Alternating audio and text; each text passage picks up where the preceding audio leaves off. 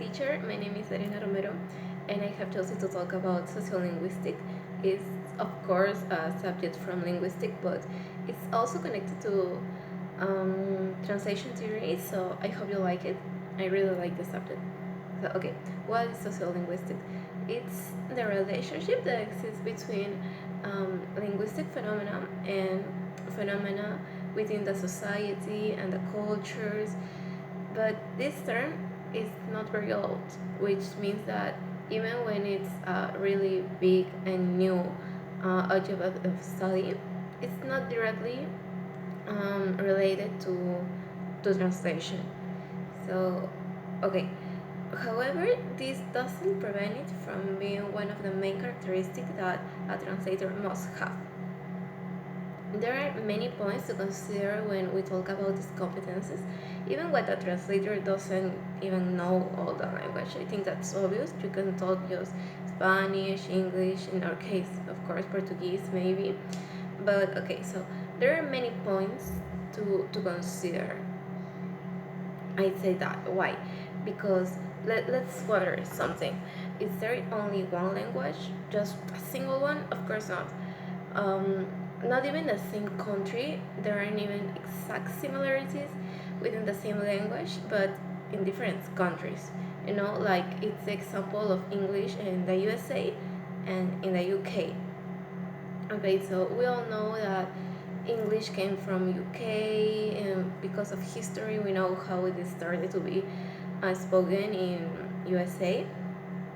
And nowadays, it's said that it's the same language, just with some differences in the pronunciation, but a translator cannot take this so lightly because we know that the translator must work according to the environment in which he is or she is. And okay, we have to be careful with the words that are the same meaning, but they are not said in the same way, like eraser and rubber, rubbish and trash, autumn and fall, and a lot of other examples that exist. And in the same and surprising ways happens in just one country, like in Peru, for example.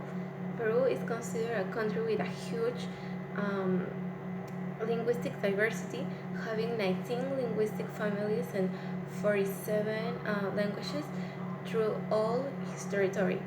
For example, if we focus on Peruvian jungle, which is the region that covers the most languages, we will not find just pure languages. Instead, we will find certain areas where there are Aymara, Shakuru, etc. But the further you get away from these areas, the more fusions you will find, like Aymara with Ashanika, the Shakuru with the Waruna. It all depends in the direction you are heading. You can even find Quechua with a little of Spanish at the Peruvian mountain range.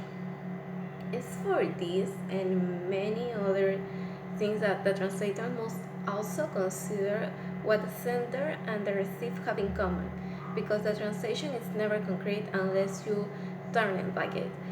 So, once you know the purpose of the translation, you can also know what technique to use from get a better target language, whether it could be literal, cognitive, etc. And I think that's all. Sociolinguistics is a very beautiful subject, and I hope you like it, teacher.